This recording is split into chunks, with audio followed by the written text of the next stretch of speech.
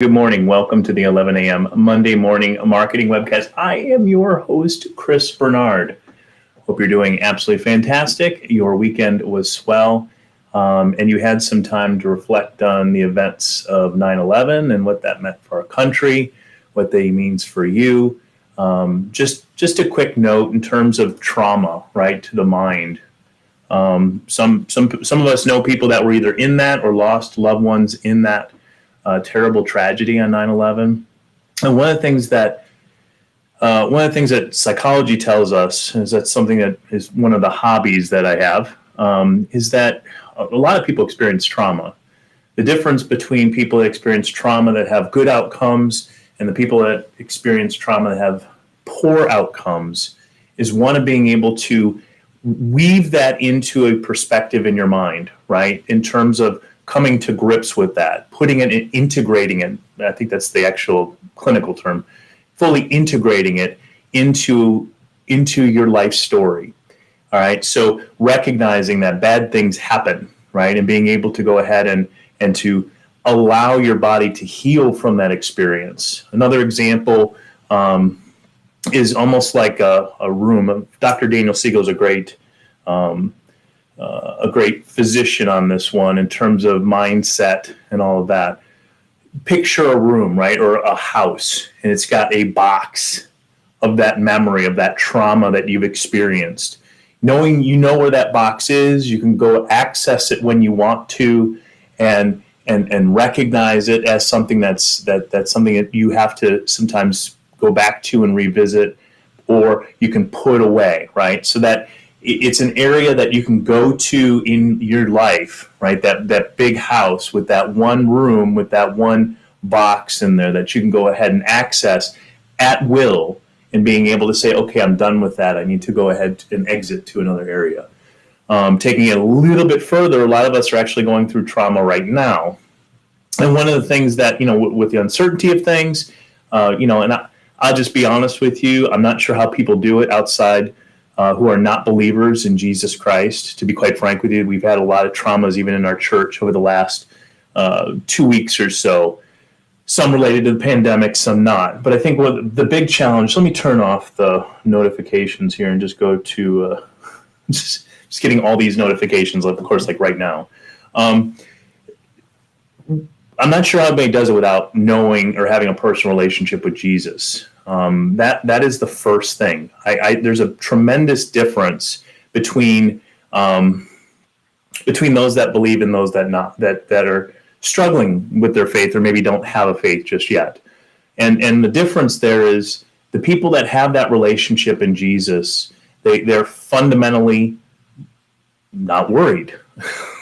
They might be concerned with things that are going on, but they don't share the same kind of unanswered fear that others do that don't have a relationship with Jesus Christ. So that's the first, from a personal level to you. I think it's really important to consider, right? Beyond the fact that at some point we're all going to take our last breath, and we're going to end up in one of two places, and there's answers to that question in terms of knowing your ultimate destination through Jesus Christ, right? So I think that's one thing. But beyond that, from the clinical side, taking the clinical side into this, right? Picture it almost as if there's a vast ocean, right? And it's a thunderstorm, crazy rain, loud thunder and lightning, flashes of lightning, and the waves are just undulating massively, right? And let's say you're physically on top or trying to struggle to keep your head up. That's how a lot of us feel right now, right? In terms of our, between news and deaths and, political situations, masking, no masking, vaccinations, you don't care, whatever, school boards, okay? All of this undulating going on, right? And kind of taking that visual picture of that vast ocean with those clouds and thunder and lightning and loud and feeling like you're going to drown. To not to physically drown, but to now picture yourself underneath that water. Let's say it's 50 to 100 feet down, and it's quiet there. It's quiet. there. Now you can go back up to that surface if you want and go experience that. But that kind of peace of mind to be able to step away from your current circumstances and allow healing, allow for good thinking instead of the stinking thinking, instead of being tossed around and getting confused and going from one thing to another. I would strongly encourage you to take the avenue of peace, right? And to recognize, yes, there's storm clouds and there's thunder and lightning, but at the same time, I can distance myself from that and get to a place of peace. Okay, so there's a lot going on personally that I wanted to get that out there because it's been on my brain before we get into today's exciting topic. So I hope that helped you. If it did, feel free to put some notes in there. If you think that was too long, you let me know that too. So grow your established small business. Now I've got 1, 2, 3, 4, 5, 6, 7 keys to making this happen. And it stems from last week when I met up with a prospect of ours. It's a side company. They have a very thriving business. In fact, they use Thrive. I'm not saying good or bad, right, in terms of website and marketing services and things like that. But it allowed me to kind of craft some of the list of things that I think are important. This is like a real-time example, guys, as to how to take that established business and actually go ahead and change it or grow it to where it's even more profitable, more effective, right, more efficient in terms of reaching people, okay? So a couple tips. I'm going to go through this. I don't know. I might share my screen now. Do I need to share my screen? Yeah, I don't need to share. Probably don't want to look at me, but they're important tips. So the first one, know your numbers. The one really, there were many good things. This company's doing some really good stuff, right? So they're probably like your company, right? You're established. You've got the kind of but you're kind of like tabled, right, in terms of just your performance. So that's the reason why it was a great opportunity to be able to kind of work through this kind of scenario and case study, really, to give you some tips. But this individual, the owner of the company, really knew his numbers. He knew what the average order size was. He knew who his best customer was. He knew what areas of the business he wanted to target, right? So he knew his numbers really well. When I asked him what his margins were, what their sales were, and some companies may go, well, I could probably do that, but I either don't have time or maybe my staff doesn't really actually even know how to do that. I hate to say that, but it's true, unfortunately. If you need help, consultants can help with that stuff. It's important to know that, because if you're going to try to move the needle in the right direction, you need to know where you're currently at, right? And sometimes that's a distraction from your business. Potentially, I would argue that is the core of your business, right? But you can overdo it too, right? Where you know every ounce of numbers, and then you get so focused on certain things that you miss the bigger picture in growing the business. So that's the first thing, right? The second one. So that was, we should write these down, right? So the first one, know your numbers, okay? The second one, know your customers. And you may have different customers. Many of us do. We've talked about this before in terms of marketing persona. You may have 1, 2, or 3 different kind of target customers you're going to be going after, and they have different needs, different buying patterns, different average order sizes, different order frequencies, all of that stuff. But at the end of the day, you should be able to identify or write down on a piece of paper, my best customer is, and then you should be able to write that out in a simple paragraph. And think about her lifestyle. Think about what, why she does buy from you, why she doesn't buy from you, what media she uses. And you're physically crafting literally a marketing persona at this point. But if you need help with that, a lot of companies go, I don't know exactly how to do that. Okay, so if you need help with that, we can figure out who your best customers are. Okay, not just from a profitability standpoint and a sales perspective, but also from an emotional connection standpoint, or maybe there's different industry parts that you want to go after, or different products that you want to kind of hype. Okay, so that's it. Know your customer. Number 3, Am I around a room 7? Maybe I can do all 7. I think I'll be all okay. So number 3 is know what you want. What you want. Okay, so in this case here, this company knew exactly which product they wanted to go after. I mentioned it was like a sod company. The sod company says, we want to do online sales to residential. We need to be found. Obviously, we're not going to we can book online probably, but the goal is to be found online. And we have an area, so we have a target market. We have a specific product niche that we want to go after. And so we've already identified that, but know what we want, okay? And in this case here, in terms of sales, so the distribution in this case, they're using Thrive and want to use Thrive in this case to go ahead and grow the business. They currently use Thrive, and Thrive is saying they're going to be doing certain things for them. Is that knowing what I want? Is that what's going to get them there? And after that meeting, it was obvious that there were big holes in what Thrive was actually going to do. Not saying they wouldn't be doing a good job, but the approach is quite different from what they actually want. Okay, so again, a consultant can kind of help align some of those. By the way, very important to consider. Know what you want, because some people just want to grow sales by 10%. Well, that's fine. Okay. But if you don't know some of these other things, you're going to have a much harder time getting there. Okay. The fourth one, use reporting to determine what's working and what's not. So fourth, we're going to use our reporting to know what is working and not working.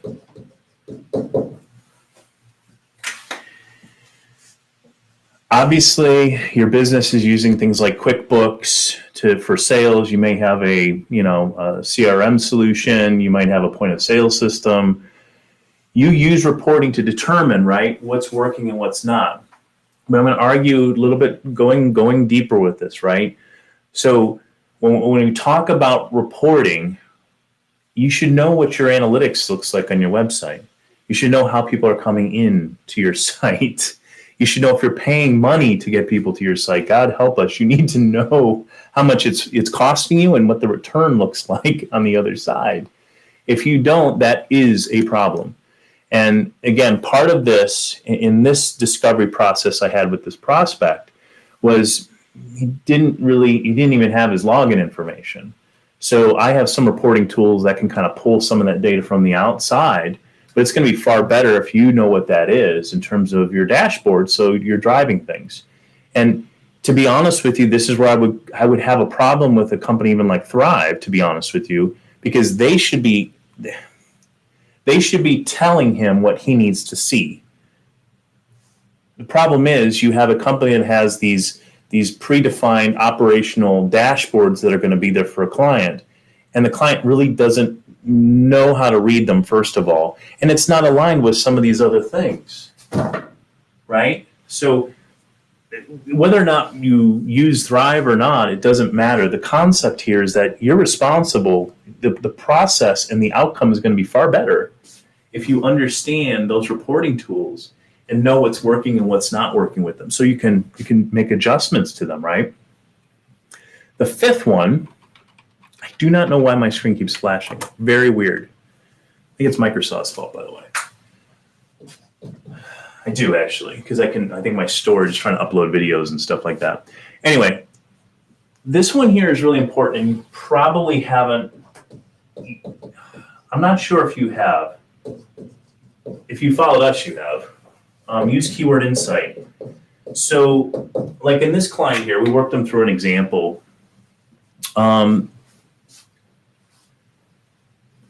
Just stop for a moment and close your eyes and kind of think about all of the search queries that somebody might type in Google to find your stuff, right? Your products, your service, competitors, reviews, near me terms, variations of your products or services, solutions that your product and service kind of addresses, right?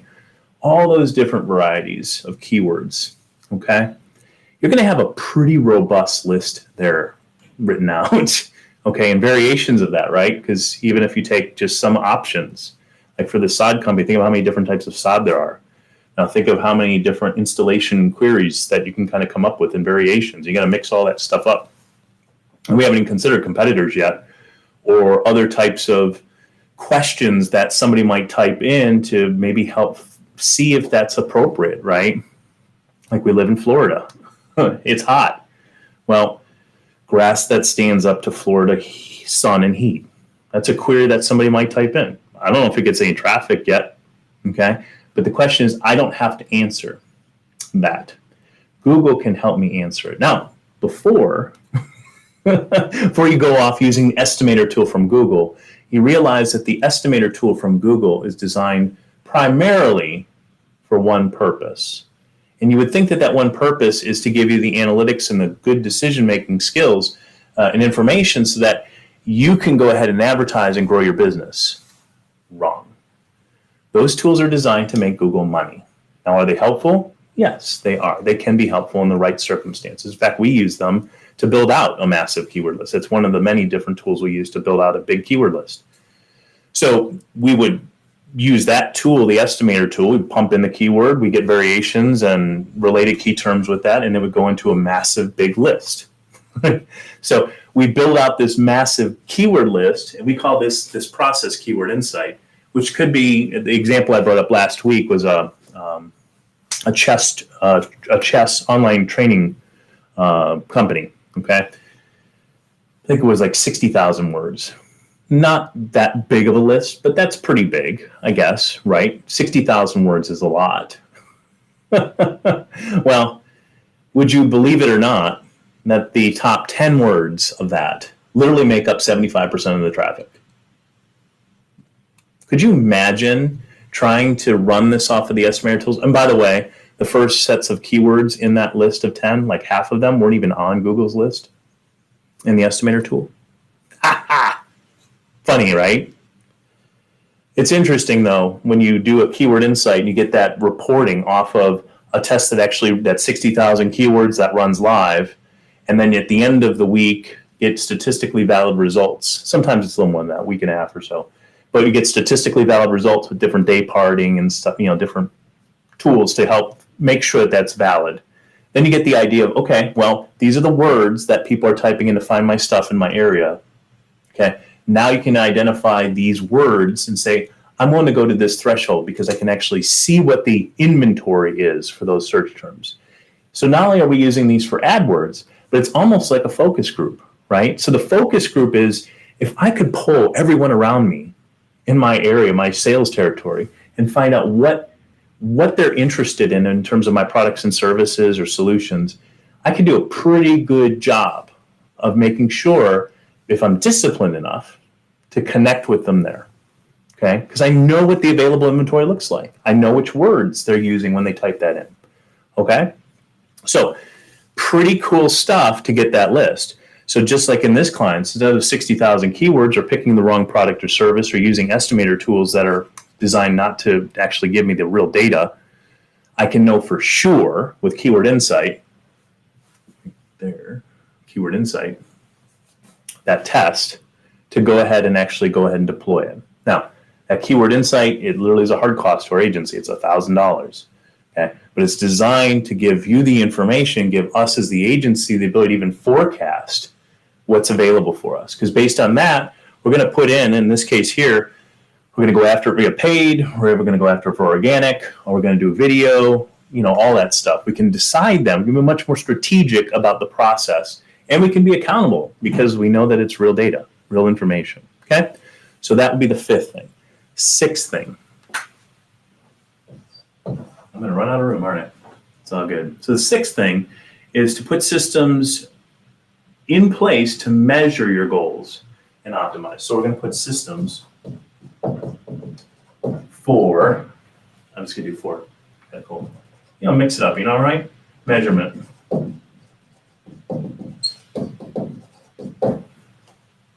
Systems for measurement and optimization, right? So we discussed what we wanted earlier, right? Since we had done Keyword Insight and we've identified what was working and what's not, we know who we're targeting. we can actually develop systems that measure this stuff, and then we can optimize it. I know that sounds silly, but I can't. And the goal is sales, right? And if you can't measure sales and you're not pushing towards that directive, all the rest of it's garbage. I have to tell you, we walk into a lot of companies, even the company we talked with last week, like they're going to build all this stuff, but the actual transaction occurs, and this is that prospect, by the way, the company they're going to contract with potentially is going to build all this great stuff where the transactions occurring off of that primary site. So they drove to site one. There's a link to actually purchase, like a cart, right? Shop.whatever.com, right? It's a separate URL, okay? Because it wants to be, that transaction, all that processing is done at a secured site designed for other e-commerce solutions as well. So that information sits on that actual transactional site, and it never gets back to the primary site. So if we were driving traffic over here to the new to the current site, the customer site, and then they jump to do the transaction, well, that transaction just sits with that stuff. I can't tell you how many times. I mean, it's 95 or 97% of the time the transaction's not on the way back. And as small businesses, I understand the whole scaling thing. But seriously, you guys are spending a lot of money. I mean, this client's spending $2,500 a month, and they don't know what they're getting for it. There's no way to prove value into it. I see things like impressions and clicks, but there's no tie back to the actual goal. And that's really where this happens. That's the reason why we're doing what we're doing, guys. So I can't tell, especially small businesses. And it could be just the fact that you don't know. Google tries to kind of help with the transaction, maybe goal monetization and stuff like that. But I have to say, Google gives you the tools, and it can be done through Google. But it requires a discipline and an effort to make sure that data is there and it's accurate, okay? Very, very important. Put those systems in place for measuring. I'm going to squeeze number 7 in. Can you see up here? Yeah, so 7.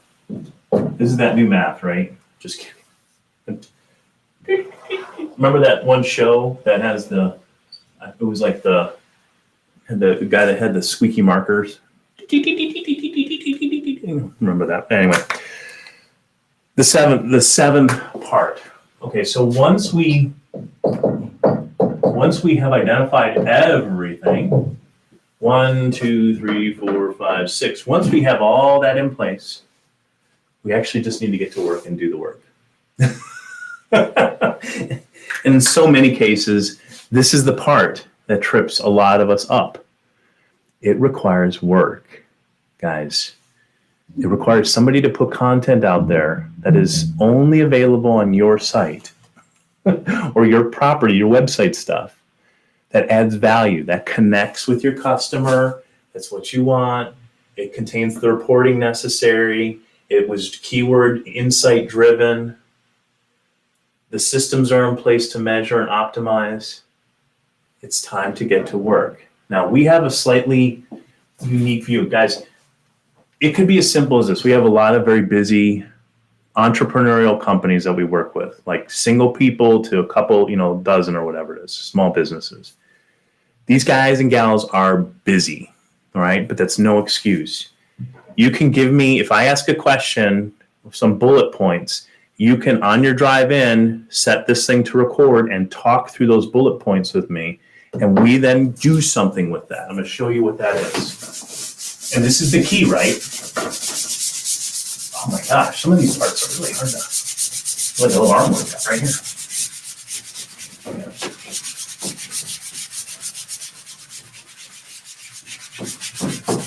All right, you can probably still see some of that, but this is under the get to work. I should have kept it up there. Get to work. Okay, so we identified all that stuff, right? Because I've identified that. Your website is the hub. Listen carefully. You cannot, long-term, it's not a good idea to put all of your effort driving other properties, other websites, traffic. If you have ad dollars going to a site that is not your own, stop. Stop. If engagement is the digital currency, okay, that's worth something. Time and time again, we see companies saying, "Oh, it's no work. No problem. You don't have to do anything. You just pay us, and we build this separate website out there. We're going to drive traffic to it." And you're like, "Guys, stop the bus. Stop the bus. We are only paying to have traffic driven to our site." Okay. So we've identified all those things that we just talked about, right?